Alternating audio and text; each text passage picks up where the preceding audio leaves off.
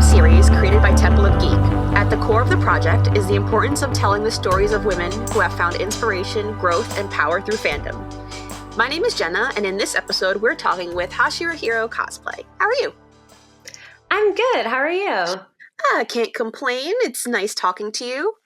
Yeah, thank you so much for having me. I'm super excited. Well, I'm super excited to talk to you and to pick your brain and learn about everything you love. Oh my gosh. How much time do we have? So tell me a little bit about yourself. I am 23 years old. I'm still in school. I'm a woman in STEM. And I have a cosplay account on TikTok that I started during COVID, which I feel like many people can relate to that. Through that, I got more interested in obviously cosplaying and in fandom and like interacting with people. And I've gotten introduced to like a lot of different series and a lot of different fandoms. And so I'm just huge weeb, huge nerd. So what do you think of when you hear the term fangirl? What's the first thing that kind of comes to your mind?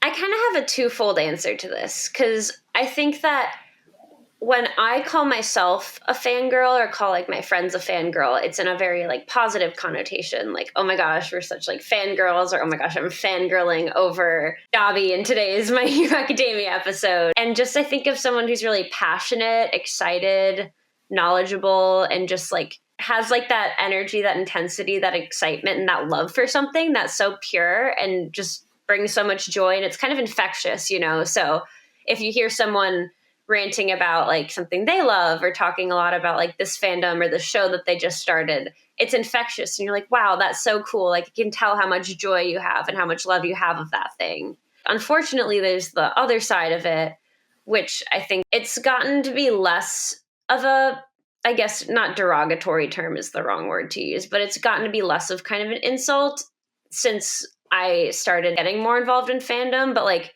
especially in the early days of fandom, like even when I was a One Directioner back in middle school, like being called fangirl was kind of an insult. And some people I think still hold that mentality.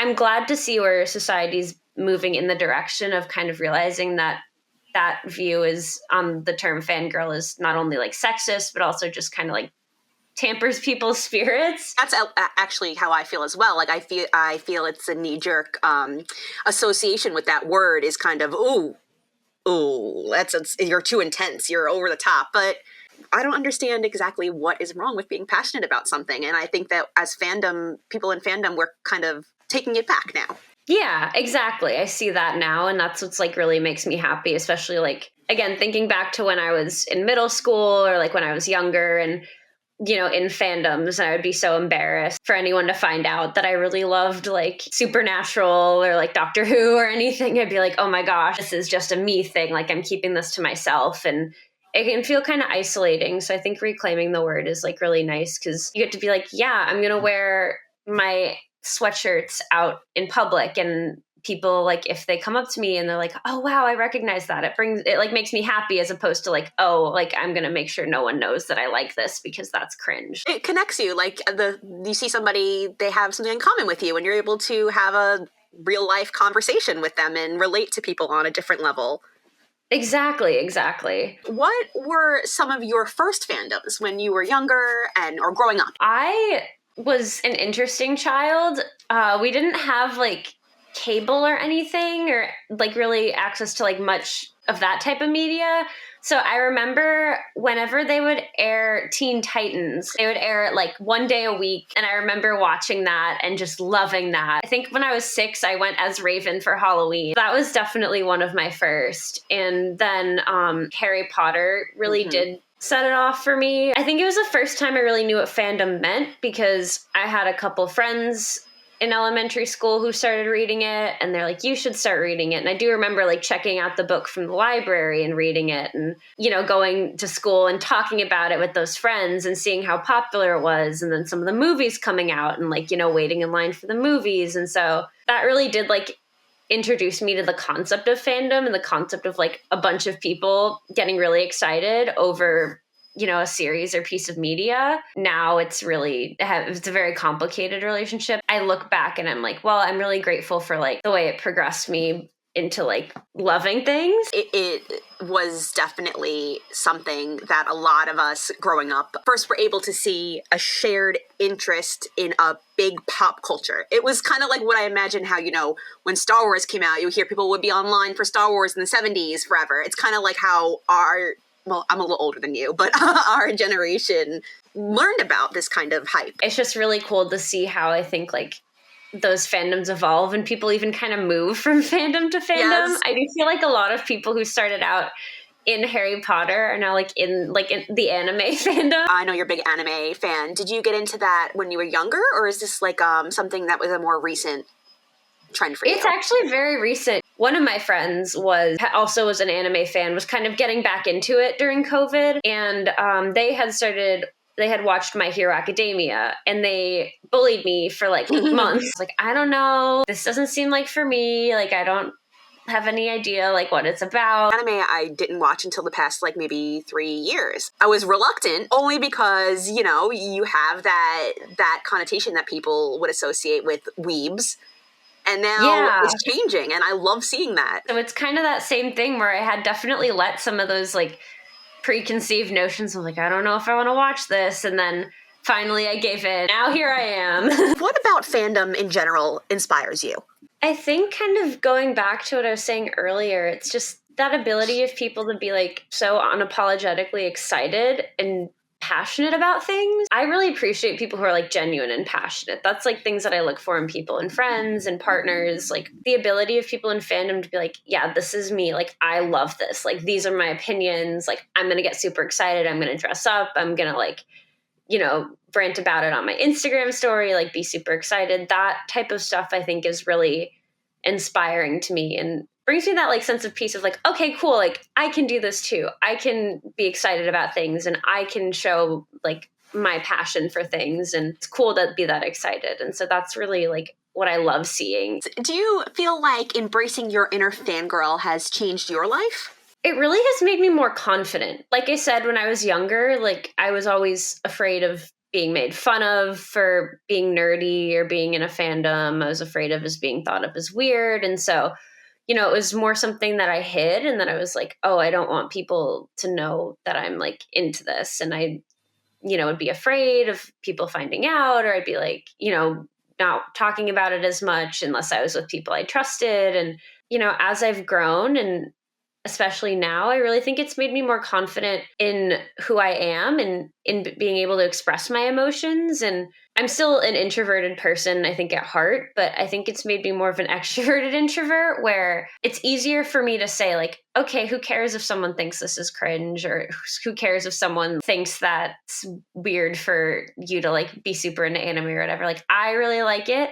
This is fun for me. It brings me joy. It like nourishes me. And so I'm going to, be unapologetically myself, and I'm going to show this to the world, and I'm going to feel my feelings and share my excitement. And if the right people will appreciate that and, support you in that. So, and I think that, kind of goes on to life, being more expressive about your needs and your likes and your wants, and being more assertive and being more outspoken. It's been something that's really important to me and really helped me out as I grow and develop into a person and a professional. And so I really have, I think, fandom to thank for that. I think that there is some sort of confidence that comes along with, I guess, embracing things that you once thought maybe would have you made fun of. Okay, life is short. The people who are going to make fun of me for liking anime or for like getting really excited about something are not the people I want to hang around with anyway. So it's kind of a good weed out. Yes, it's the litmus test of friendship for friendship. Yeah, it really is. And like, in my opinion on friendship, people don't have to be super excited about fandom or whatever, but when I'm finding friends, I like to see people who are passionate about something or who get that excited about something. And I love hearing people talk about what they're passionate about. And I think it's super cool. And so even if we're not into the same things or interested in the same things, a good friendship is really one where you feel comfortable expressing those passions and your excitement, and you really enjoy listening to the other person talk about that. And so I think just it makes like a good test for a friend if they have something that they quote unquote fangirl about. Like, for me, I'm like, okay, you're a cool person. Like you have values, you have passions, you have things that like drive you and guide you and make you excited. And so that's like, for me, a really important thing that I look for in people, regardless of like whether they're into anime or they're into like whatever their job is or something. Like if you can show that excitement, I think it's super cool. What do you think a younger version of yourself would think of the person you are today? She would be a little like, I like to think that she'd be proud or like think it was cool. The cosplay stuff that we're doing and being more active and open.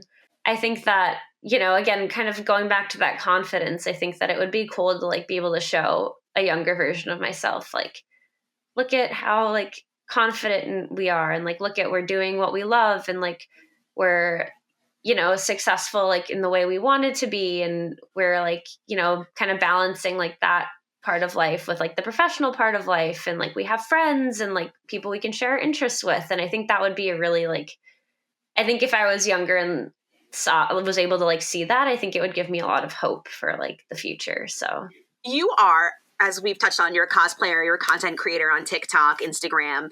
What are some of the most challenging aspects of content creating that you faced? Just feeling like the algorithm's against you. Oh, yeah. Yeah, I think that's pretty common for a lot of people. It's like, you know, a little frustrating and you're like, I really did this because I wanted to share it with other people and I wanted, you know, to connect with other people in that way. It's a form of art. It's like showing off your artwork. Yeah. Exactly. And so that can be frustrating. The frustrating thing is sometimes if you like get yourself into a niche, if you want to explore like outside of that, sometimes that can be difficult because then either like, but it's hard to get yourself known more in those fandoms because of that algorithm, because of that, the follower base you have. Yeah. You know, sometimes if you're really tired or sometimes you can lose a little bit of like creativity or if you have like, again, it ebbs and flows. And so when you're seeing stuff that's like not getting pushed out as much, you're kind of, it makes you lose your motivation a little bit. Right. So it's important to like try and keep that up in other ways. It's not necessarily your follower count. It's the people that you've actually met. It's definitely about that connection. You know, sometimes you're like, oh, I wonder like why this isn't higher. Like this person has like a super high following count. And then I'm like, it doesn't matter. I do this for fun at the core. This isn't my job for me. For some people it is. And I think that's also really cool.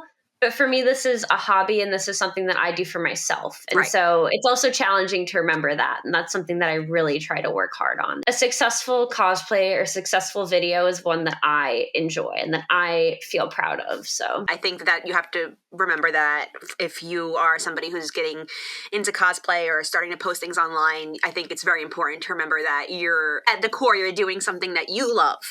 And always make it about something that you're proud of. Really, it's just about like you wanting to do something and having that joy. And like if you show that you're having fun while you're cosplaying, I think that's really great. So what have been some of your most memorable experiences in creating content and cosplaying? The coolest thing I did was when I went to my first con for like my first anime con. It was really like a very like out of the blue decision where a couple of us were like, we're going to go. And we sort of had known each other from like Zooming and stuff, but really we'd never met. We just got a hotel room and we went to con for 3 days and we cosplayed, like we did group cosplays every day. And it was like the most fun I've ever had, I think. You traveled for it or was it was local? So yeah, it was a local con. Just getting to have that experience and we all vibed immediately and like we still laugh about those experiences and like that I think is my most memorable experience because that was really, again, putting myself out there and meeting new people, which for me was another scary thing because of, again, confidence and like me being introverted. I was like, oh, I don't know, like what if we don't get along and we're there for like 3 or 4 days and we're going to have to like, what if this like all ends terribly, like all those fears and worries that you have. And I think being able to put myself out there really like meant a lot for me and really helped me develop as a person even further. And so I think all of that kind of stemmed from that one experience that ended up being really great. To a similar effect, I don't think 6 months ago I would have thought you're going to be hosting a podcast about fandom and meeting all these people. And I think it's just a really great thing that we have the internet. I mean, again, you have to be safe. It is still the internet. It's still people that you haven't met behind the screen.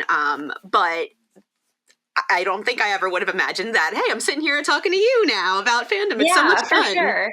It's cool to be able to have those connections farther away, and I think that makes fandom stronger and like makes that like solidarity, like, but especially between fangirls, like we got to stick together. And so being able to do stuff like this because the internet makes it possible. So I think that kind of wraps us up for today. And thank you so much for agreeing to talk to me today and to share your opinions and your thoughts. It's really been wonderful. Oh my gosh, no, thank you. I'm so glad we got to do this, and this was super fun. Do you want to just give your handle for anybody who's looking to check out your Instagram or your TikTok? Oh yeah, for sure. I am Hashira Hero _cause. So Hashira, like from Demon Slayer, Hero _cause on Instagram and on TikTok. I do a lot of different stuff and just vibes. So just vibes.